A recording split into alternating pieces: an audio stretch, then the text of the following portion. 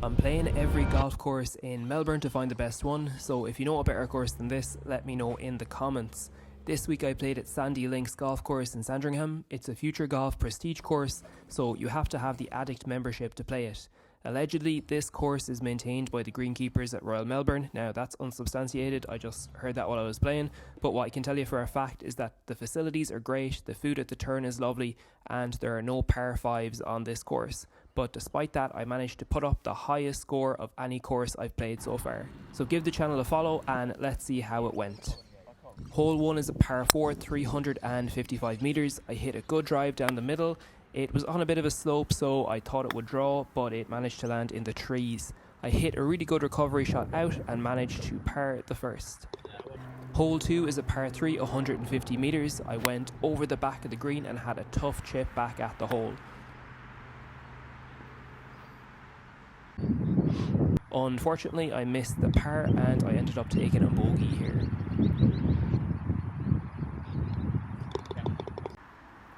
Hole 3 is a par 4, 365 metres. My drive faded into the sand. There's sand everywhere in this course. No matter though, because I hit a 7-iron straight at the flag and had a birdie putt, which narrowly missed, and I ended up taking a par here.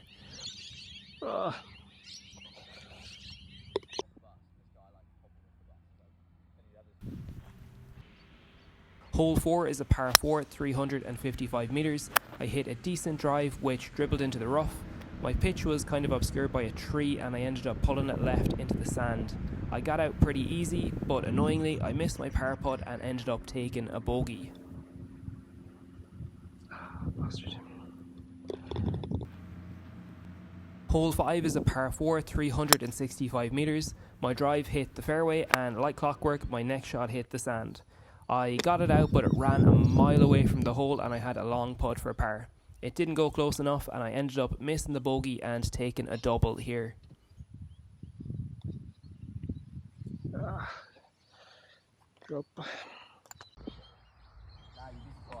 Hole 6 is a par 4, 305 metres. I hit a really good 3-wood off the tee and landed it in the centre of the fairway.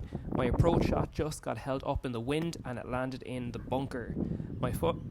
My first bunker shot narrowly fell short of the green, and what a different round I would have had if it had just made it. I proceeded to knock the next shot into the far side bunker and take 2 more shots to get out of here. Finally, I finished up this hole with my first ever quadruple bogey.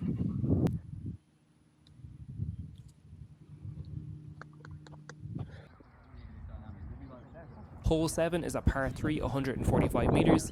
I really needed to recover here and I did. I hit a 7-iron at the pin and had a tap in for birdie, which I missed and I ended up taking a par. Hole 8 is a par 4, 390 metres, the longest hole on the course. I hit a decent drive down the fairway and hit my approach just over the back of the green.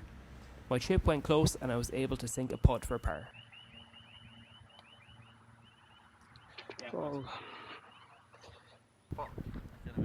Hole 9 is a par 3, 145 metres. I hit a decent iron off the tee, but it bounced off to the side and I had a tricky chip back the way.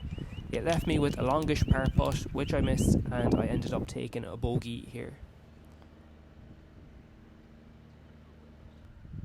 The quad bogey killed me on the front line and left me with a really disappointing 9 over par.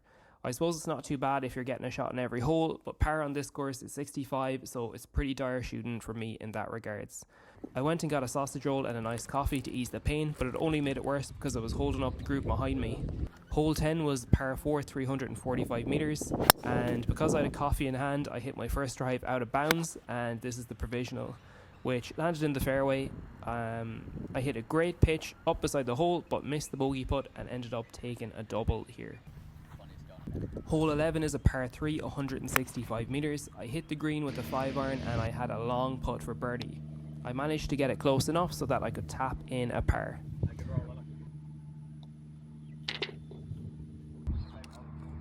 Hole 12 is another par 3, 155 metres. I hit a decent 6-iron but it came up just short of the green. I had to chip it over this bunker and thankfully I made it. But it left me with a long par putt and then a tricky bogey putt which I missed and ended up taking a double. Turn.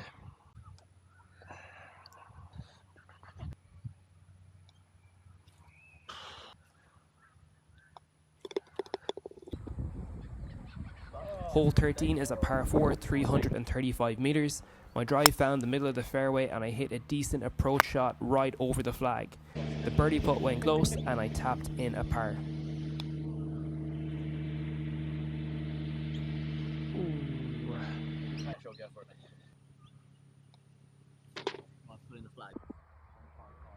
Hole 14 is a par 3, 160 metres. I pushed my tee shot right and into the bunker. I got it out of the bunker and I had a long putt for par. I thought it went close enough to save a bogey, but I somehow managed to miss it and the lads gave me a really dodgy give me on this one. That's good then. Hole 15 is a par 4, 345 metres. I hit a decent drive off the tee. My approach flew straight over the back of the green and onto the tee box behind it. I had to chip it back where it came from and had a really long putt for par, which went very badly astray, and I ended up taking another double here.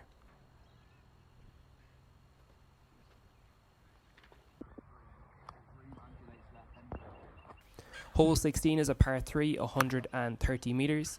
I hit my tee shot long over the back of the green and tried to flop it back, but I caught it flush and it flew into the bunker on the other side of the green.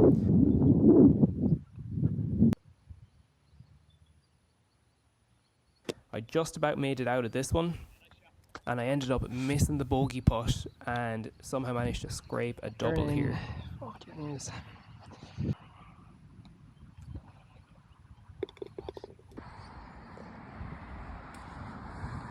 Hole 17 is a par 4, 330 metres. I hit a good drive down the centre of the fairway and followed it up with a good 8-iron onto the green. I had an outside chance at birdie which went close and I tapped in a par.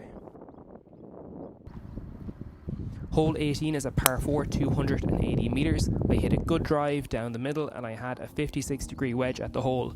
I pulled it slightly left and I had a tough chip at the green. I landed it on the green and it gave me a chance at par.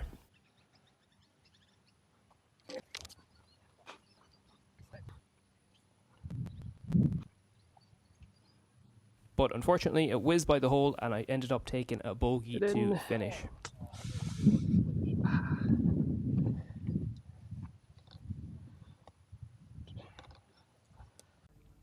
Par for the back nine was 32 and I shot 42, which is 10 over par. Overall I was 19 over, which I think is actually the highest score I've ever put up on a golf course in Australia. So it's fair to say that this was a tough course for me. The bunkers were very challenging and they were protected by the greens, and there were a lot of bunkers on the fairway as well. There's a mixture of soft and firm sands as well, which makes it quite difficult to navigate your way out of these tricky bunkers. The greens were deadly fast, as you can see from the video. There were so many putts that I thought were online that just veered off track at the last second. Overall though, I think it was a really good experience to play on this tough course. The facilities here are really good and I would recommend that people come down here for a look. So if you know another course I should play, let me know in the comments and follow the page to see every golf course in Melbourne.